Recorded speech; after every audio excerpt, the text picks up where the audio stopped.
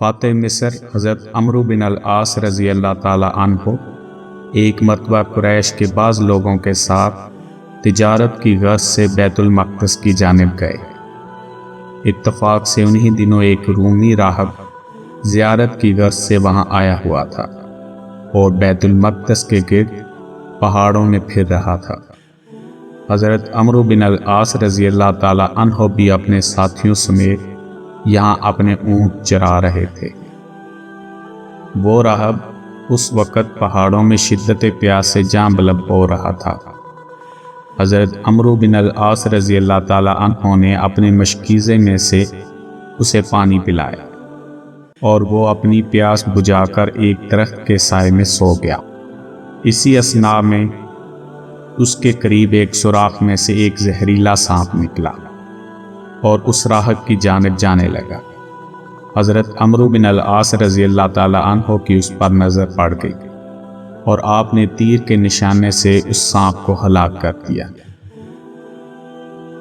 تھوڑی دیر بعد جب راہب بیدار ہوا تو وہ اپنے قریب مرا ہوا سانپ دیکھ کر نہایت گھبرایا اور عمرو بن العاص رضی اللہ تعالی عنہ سے اس کا حال پوچھا اور تمام واقعہ سن کر آپ رضی اللہ تعالی عنہ کی پیشانی کو چوما اور کہنے لگا، تم نے میری 2 دفعہ جان بچائی ہے، اب بتاؤ کہ تم یہاں کیسے آئے؟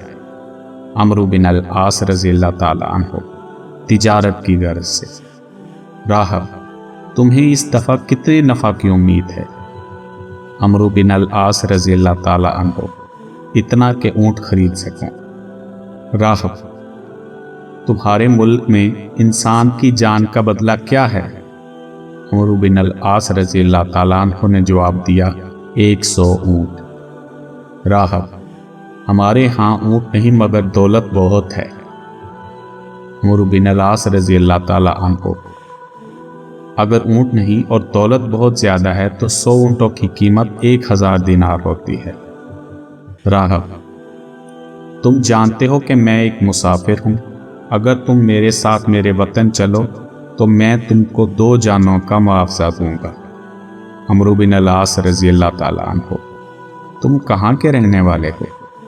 راہب، ملک مصر میں اسکندریہ نام کا ایک شہر ہے، وہی میرا وطن ہے۔ تم میرے ساتھ وہاں چلو، میں خدا کو گواہ بنا کر کہتا ہوں میں اپنا وعدہ ضرور پورا کروں گا اور پھر بحفاظت تمہیں تمہارے ساتھیوں کے پاس پہنچا دوں گا۔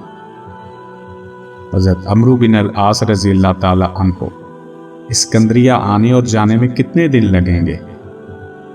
راہب، 10 جانے کے، 10 آنے کے اور 10 دن وہاں ٹھہرنے کے۔